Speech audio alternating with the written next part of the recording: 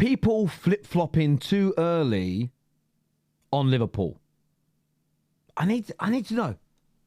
I need to know. Do you think people are turning too quickly? Retracting things they've said too soon? Do you feel there's an overreaction? Not to Liverpool needing to play better, not to Liverpool having to improve their controlling games. There is no overreaction to Liverpool needing to stop being so susceptible to counterattacks. No one's talking about that. Well, let me drag that back. Let me pull that statement back. It's incorrect. I'm not referring to that. I'm not. Some people clearly are. I'm talking about the overreaction to, oh, it's a disaster. This wasn't a Liverpool summer. We shouldn't have bought these quality players. We spent too much money. We're in disaster. Slot's got to turn this round or go. These players are flops. I still feel it's 3 days now since the Chelsea defeat. I've sat back and I've listened. And look, as a United fan, it's great to see a meltdown. It's great to see people lose their minds. But I hate seeing poor footballing analysis. Now, let me stay off the bat. Hit the like button, please. By the way, before we go any further, like, subscribe, hit that hype button if you can. Be so kind. We all get football opinions wrong. So, stating something today and it not happening doesn't mean your football knowledge is bad. I'm talking about people that are flip-flopping side to side. That are calling for the manager's head, that are retracting statements about the summer, that if they, as in you Liverpool fans, they, Liverpool, have a brilliant result against Manchester United, will be swinging from the rafters, acting as though nothing has happened. And I just feel that there is this element of duplicity somewhat in this. Now, let's take a listen here to a clip, and I want to play this clip from Carragher. This is from the overlap. This is him talking about the summer that Liverpool have just had. Take a listen. And I've said it myself. Oh, can we not go back to last season, how it was? But it was probably easier for them that the team picked itself. But what Liverpool did in the summer, I think I said it on this show, it felt like a Real Madrid summer, not a Liverpool summer. And there was something about it that we all love our teams buying players, don't we? Big, spending money and big names. But there was something about it that was a little bit, it doesn't feel Liverpool like this. But okay, great, we're buying these, I'm buying Verts, we're doing this, we're doing that. Now, Jamie Carragher's saying this, that it didn't feel like a Liverpool summer, that he had a gut feeling, a thought in the back of his mind that this would be bad for Liverpool. I didn't feel right. That's what he's implying to me. If I've misinterpreted what he means by, I felt, ugh. When somebody says, again, I'm just talking about how body language, noises, phrases, how I interpret them over here in England. Maybe in the States, you view it differently. Maybe in Australia, it's different. Maybe in Ireland, it's different. But here in the UK, when somebody says about any subject, if somebody goes, I saw we were doing X, and I thought, yeah, but okay, that yeah kind of noise, right? That means I weren't sure. This could end badly. We all know what it's got. I don't think it's just an English thing. I think there's a universal understanding of those noises, of that body language. I want to play you an older clip because I want to bring this to life for you. I want to make this make sense. Let's take a little look at this clip here. Hopefully it didn't play straight away. Here it is. Okay. This is Jamie Carragher talking about 4 or 5 months ago, ahead of Liverpool's summer. Let's take a look at what he was saying then about the prospect of buying lots of players, lots of quality players in the summer. Well, it was really interesting because Virgil van Dijk spoke after the game. At the weekend against West Ham when he got the winning goal. I only saw the quotes this morning, and he was talking about it being a big summer for Liverpool. Now, he wouldn't say that unless he had an inkling it was a big summer, because I'm sure I can imagine when they're speaking to Mo Salah and Virgil van Dijk, it's not just about money. It's about what Liverpool's going to look like over these next 2 years. So very quickly, I want to pause it there.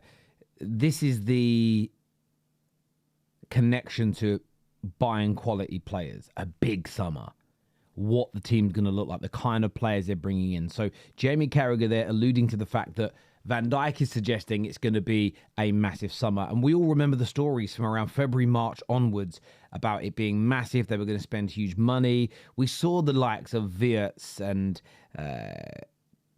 Carragher and definitely Alexander Isak. So my brain froze then. I don't edit these. Alexander Isak. We saw those links from that point as well. So it's very important to remember that. And he's still going to win these biggest trophies. So for him to say that, I think looking at this now, the manager slot has seen the squad now. And that was one of the big reasons why they didn't go into the market last summer, because a lot of the players came back late because of the European Champions. So we hadn't actually seen his squad. So, and then when you see the squad, they're going to be Premier League champions. But there are still areas in that squad that need sort of improving. I think left back is one. I think Andy Robertson, who's been one of the great left backs for Liverpool, I think needs help there, and maybe could play the role as the sort of the backup, which would still be playing 20, 25 games a season. But I think probably bringing in a first choice left back. I think a centre forward's a must as well, because I imagine the front part of the team is the area that's going to really need a little bit more surgery than others, because I think of the age profile and certain players there and the contract situation. So I wouldn't be surprised if 2 or 3 of the front 5 or front 6 that Liverpool have move on and Liverpool replace them. So centre forward and left back. And for me, I still think Liverpool lack something going forward from midfield, an attacking midfield player. So Bosley does a good job, he's got a great engine, but I think they can definitely get someone in there who can maybe score more goals there. So they're the type of players coming into the team. I still then think you need another 2-3 players in the squad. One of them would be a centre-back, and one of them would be a central midfield player, and one of them, I think, would be a left wing. So even though we're talking about a team who are going to win the Premier League, I still think that they need to bring in 6 players. And the reason why I play that is this. At no point does Jamie Carragher allude to a few things that's really important here. Now, listen, we all change our mind in the face of new facts. And I'm not stating that Jamie Carragher shouldn't. I'm talking about going too early. So please, if you're leaving comments and you've not got to 7 minutes and 25 seconds into this, I'm not saying you shouldn't change your mind. I'm saying, should you change your mind so quickly? Nothing Carragher said there was ridiculed, slapped down and called wrong. And in fact, Liverpool went on to do pretty much everything he suggested, barring a new central midfield player, unless I'm forgetting one. They bought the young centre-back in Leone, unfortunately injured. They didn't bring a new left winger in, but their 2 new strikers can play out there, plus the promotion of young Rio, who I think should have had more game time so far this season. Plus, Chiesa's been excellent since coming on and should be getting more game time too. So they didn't do those 2 things. But there's a few things here. When Jamie Carragher now, on the overlap, sits there and says, I didn't feel like a Liverpool summer. It felt like a Real Madrid summer. And, I wasn't sure about it. Why wasn't this being discussed in more detail back then? Why was this just pandering to Liverpool fans? Was this blowing smoke up Liverpool fans' asses? Was this a case of just going to hype it, and if it goes wrong, then we'll crash it? Because I'm a media mogul now. The man owns parts of podcasts here, parts of production companies there, making big bucks for being someone that is influential and controversial at the same time. Is that going on here? Maybe that's in my mind. Maybe I'm wrong. Let me know in the comments section below. But I bring this up because he mentions the left back. Robertson, in my opinion, is the greatest left back they've had in the Premier League era. I'm not going to speak about the 70s and 80s. I was not born and exceedingly young and didn't follow Liverpool like I do now as a grown-up, where I follow all the big teams. Maybe their greatest ever. But replacing one of your greatest ever players is always difficult. Go through the history of English clubs. Go through the history of Man United, Liverpool, Chelsea, Arsenal, all of them. When one of the greatest to ever do it in a said position leaves, go and work out on a percentage basis how often the next guy that comes in, 1, hits the ground running, 2, is as good, and or 3, surpasses that player. It's rare. There should have been a warning there from someone like him, if he also sees it as a Real Madrid summer. There's the attacking element. He knew that half the attack would go and half the attack would come in. And of course, nobody foresaw what was happening with the tragic situation with Jossa, as we spoke about at large here on the channel.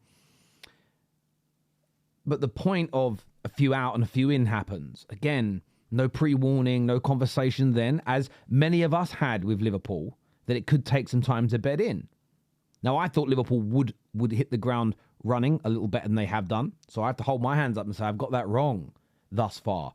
But I'm not changing my mind to a point where I'm thinking, oh no, the summer was wrong. They shouldn't have bought these players. It wasn't Liverpool. They're in trouble. Can they turn it round? Can Slot find a solution? I think he will. I think panic now is the worst thing that Liverpool need. Then goes on to speak about needing something more in the attacking midfield area. And they went and got that in spades. They bought one of the best attacking midfield players in the world.